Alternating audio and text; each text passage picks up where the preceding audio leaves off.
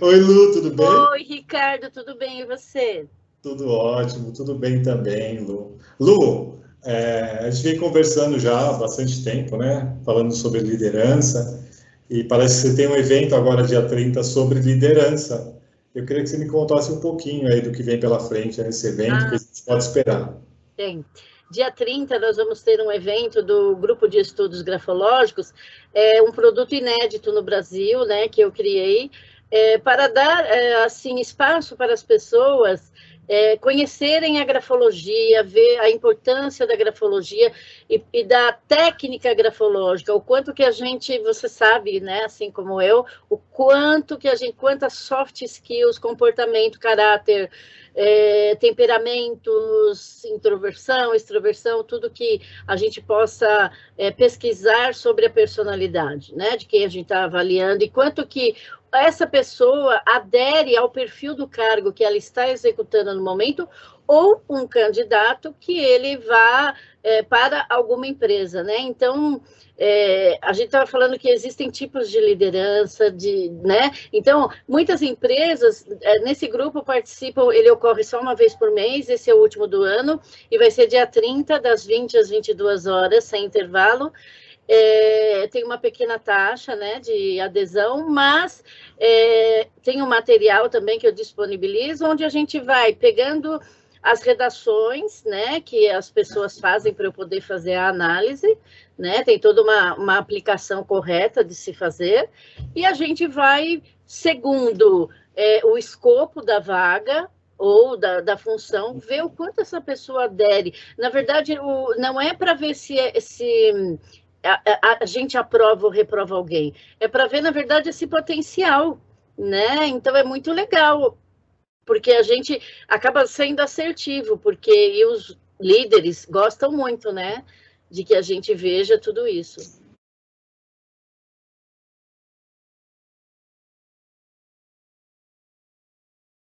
É super interessante, né, Lu? Uhum. Você abordou um tema bem interessante. A gente vai falar de liderança. Eu trabalho com DISC, com autoconhecimento, você sabe, há quase 30 anos, como você, né, com a grafologia aí, Uhum. também mais ou menos esse período aí, os 30 Uhum. anos. E as pessoas confundem muito e acham que a grafologia e o DISC eles brigam, porque você usa um ou você usa o outro, né? E na verdade não é isso. Um material complementa o outro, e principalmente o DISC mede comportamento observável. O que a grafologia ela faz, mas ela faz de forma mais profunda, porque ela analisa o caráter das pessoas, a personalidade, né? Conta São, um pouco mais disso, de é,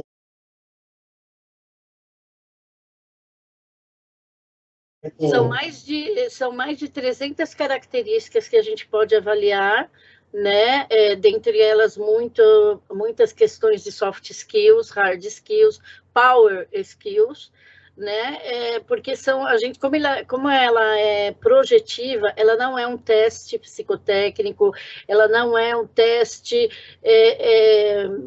psicológico, ela é uma avaliação da personalidade, caráter e temperamentos. Então, dentro disso, a gente pega o que as empresas necessitam, né, para a gente fazer essa pesquisa nessa grafia, porque como a grafia ela é cerebral, ninguém tem a letra igual a ninguém, né? Na verdade, a mão, o braço, o antebraço, os dedos, o pulso, eles só emprestam para a gente o que o cérebro está comandando e a nossa parte inconsciente. Por isso que ninguém tem a letra igual a de ninguém, nem mesmo gêmeos univitelinos, né? Que são gêmeos idênticos. Então, é por isso que ela é muito assertiva, porque o índice de acerto dela é altíssimo. Então, quando a pessoa começa a conhecer a grafologia, ela entende que não é bruxaria, ela entende que não é ocultismo, ela entende que, sabe, que existe toda uma É técnica, verdade, né? é Que existe toda verdade. uma técnica por trás, trabalhosa, inclusive, para a gente realizar um perfil completo, né? De um diretor, de um Sim, líder, né? sim. E esse mês do grupo de estudo a gente vai falar de lideranças, dois pontos, Lideranças. ampliando vínculos e É, conexões. é Tá? super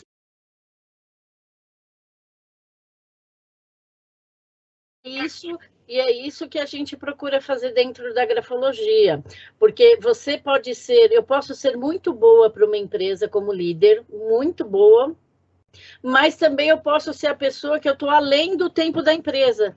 Eu já estou lá na frente e a empresa ainda está num outro processo. Então, por isso que é muito importante essa análise das competências, né? Principalmente de liderança. A gente faz de todos os cargos, porém, de liderança é um dos mais importantes, né? Porque a gente vê, será que esse líder, qual o grau que ele vai aderir ao perfil do cargo, né? Isso é muito interessante. Lu, me conta uma coisa. Você que atende muitas empresas, pequenas, médias, grandes, multinacionais, quais são as 5 competências mais pedidas da liderança? Quais são as competências que, se a gente pudesse enumerar, emplacar aí para 2023, os líderes deveriam apostar nessa...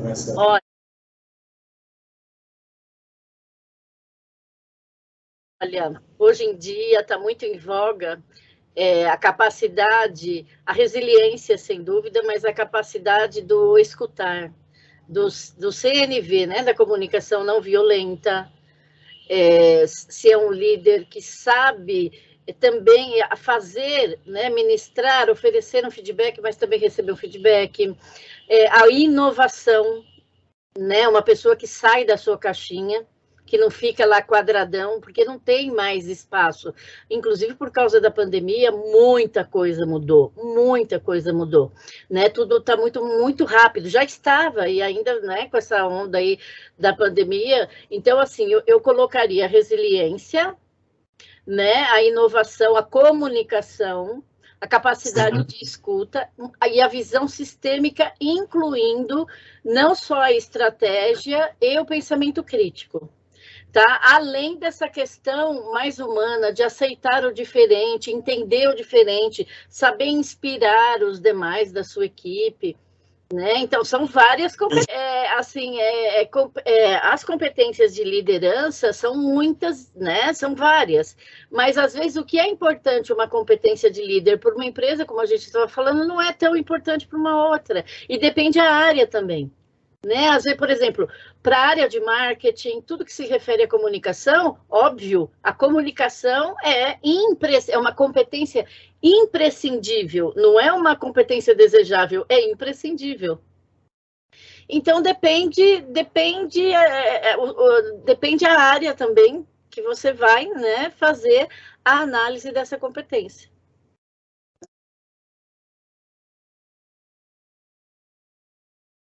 Exatamente. Ô Lu, e me conta uma coisa, quando você olha para empresas, e até por tamanho, por porte, existe diferença entre um líder de startup, um líder de uma empresa média e um líder de uma empresa que é grande, uma multinacional? Como você percebe essa diferença entre o perfil de liderança para essas empresas? É muito interessante. Eu tenho muitos pedidos, né, de análise grafológica para startup, né? Na startup, tudo funciona muito rápido, né? Então, e nós temos líderes mais jovens. Então, o que acontece? Se, por um lado, a gente tem a inovação, muita comunicação, né? E tudo muito rápido, é um líder que é mais parceiro do que líder, mas é um líder. Numa empresa, né, mas ele é mais jovem, então ele ainda não tem a experiência, vamos dizer assim, da vida em si, né, mas ele é, às vezes, o gênio da empresa, né, mas como é que ele lida com essa equipe? Ele não tem tanta maturidade ainda para, não que ele não seja responsável, mas ele não tem ainda aquele jogo de cintura, né, aquele desembaraço, aquele carisma. Às vezes, para uma empresa, numa indústria, por exemplo, multinacional, a gente não vai ter esse jovenzinho, né? Então, assim, a gente vai ter uma pessoa provavelmente mais formal, uma pessoa mais tradicionalista, uma pessoa que não quer tanta mudança, mas, por outro lado, a gente tem o quê? Uma baita maturidade de vida, que funciona, sem dúvida, que funciona. Então, o que acontece? O que eu vejo acontecer em startup hoje em dia? A gente tem... Startup não é só para jovens, né? Então, a gente tem um líder, às vezes, mais jovem que o braço direito dele. O braço direito dele é aquele cara que vai contrabalançar, entendeu? Que resolve muita coisa que ele não, pela própria imaturidade, ele ainda não consegue, entendeu? Então, é muito interessante.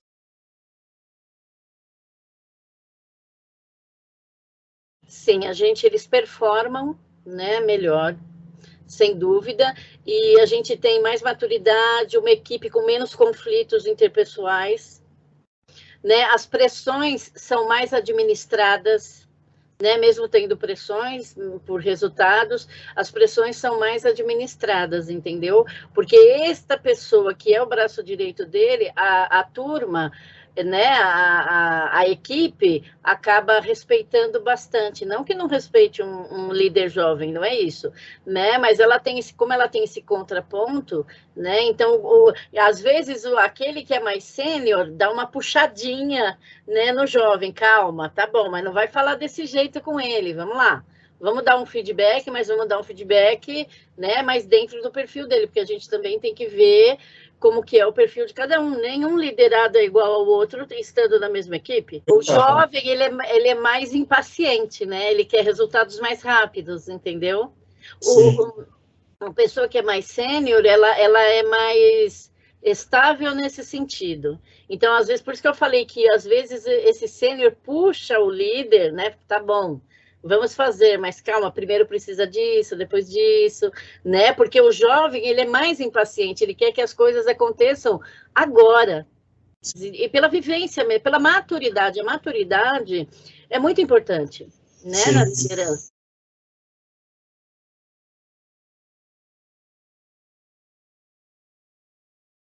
Nem sempre a pessoa que estudou na melhor faculdade do país é um líder. Porque as pessoas pensam que para você liderar, você tem que ser amiguinho, né, da pessoa que... Não, você não precisa ser amigo, não precisa frequentar a casa dela, mas você tem que conhecer ela. Isso faz total diferença num líder. Né? E isso também de falar que, porque eu me formei aqui, ali, isso para mim só está dizendo da sua vida acadêmica, porque saber de pessoas...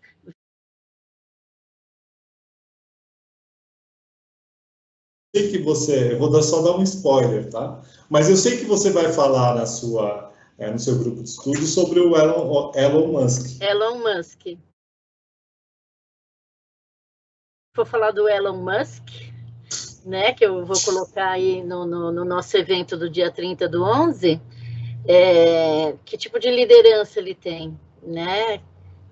E é um cara, é um gênio, está muito à frente do nosso tempo, sem dúvida. É um cara estratégico, apesar de muitas pessoas acharem que não, mas ele é um cara super estratégico.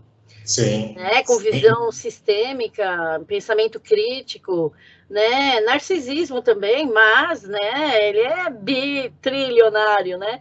Enfim, mas eu vou falar um pouquinho das posturas dele. E como que a gente vê isso na grafia?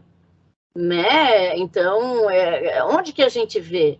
Né? Então, por isso que a gente vai trabalhar, não dá para trabalhar todas as características no grupo de estudos, mas dá para a gente ver características imprescindíveis para um bom líder, para um líder de alta performance, né? Sendo que será que o líder ideal existe? Né? Falando novamente nisso, será que ele existe? Né? Ele pode ser ideal num lugar e não, até em países, por exemplo, num país ele pode ser muito bom, mas ele vai para uma outra cultura onde esse bom dele lá não serve, fala, oi, cara, né? Aqui não trabalhamos assim. Então, até uma questão de cultura mesmo, né?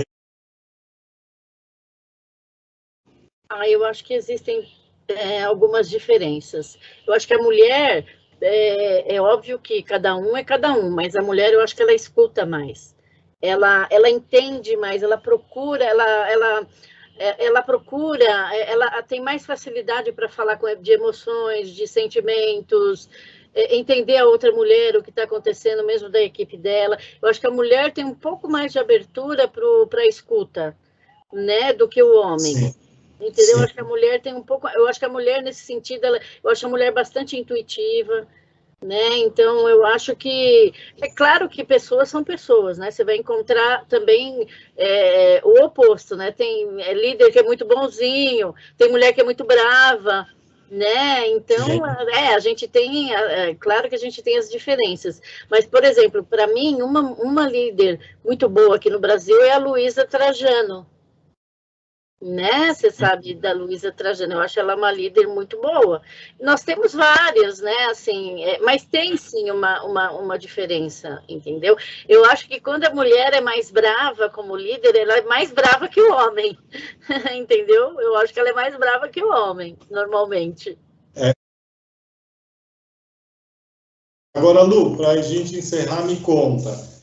Acontece no dia 30. Dia 30/11, uma quarta-feira à noite, das 20 às 22 horas, sem intervalo, vai ser online, né? O grupo está confirmadíssimo, né? Várias empresas, e tem uma taxa pequena de R$48, que a pessoa pode fazer um Pix, e quem quiser pode falar comigo no grafologia@luiza com S, luizamedeiros.com.br. Vou repetir, grafologia@luizamedeiros.com.br, e não precisa ter conhecimentos intensos em grafologia, ser mestre em grafologia. Venha conhecer a ferramenta, né? Venha conhecer. Ela é muito assertiva, porque ela é projetiva, o índice de acerto é altíssimo.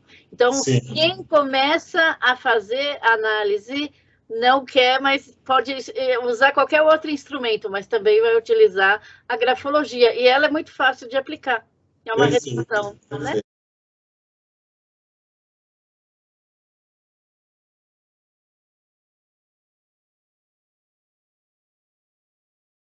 Eu acho que, assim, uma chamada aqui, uma dica para quem vai assistir o nosso vídeo aí, né?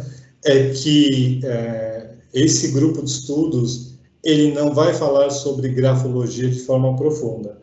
Ele vai falar sobre lideranças e, através desse bate-papo, né, você mostra algumas grafias, porque aí você pode até ajudar, né? Eu não sou grafólogo, então, assim, mas aí eu olho a letra de alguém, aí ele falou, a Luísa falou que letra para baixo é isso, para cima é isso, e você pega algumas dicas ali, né? Então, você não precisa ter a formação, mas você pode pegar algumas dicas. Então, sim, e assim, como eu tenho alunos também, interessante, né?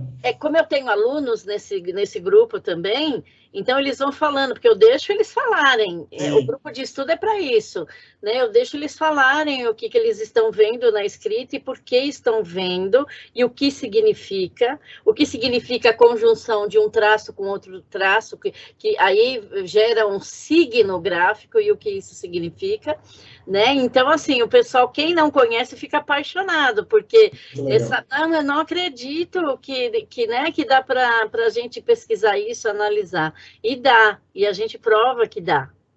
Super obrigado pelo bate-papo aí. É sempre um prazer falar com você.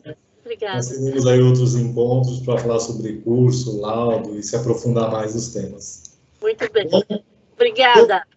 Um beijo. Fica com Deus. Tchau. Fica com Deus. Tchau. Tchau.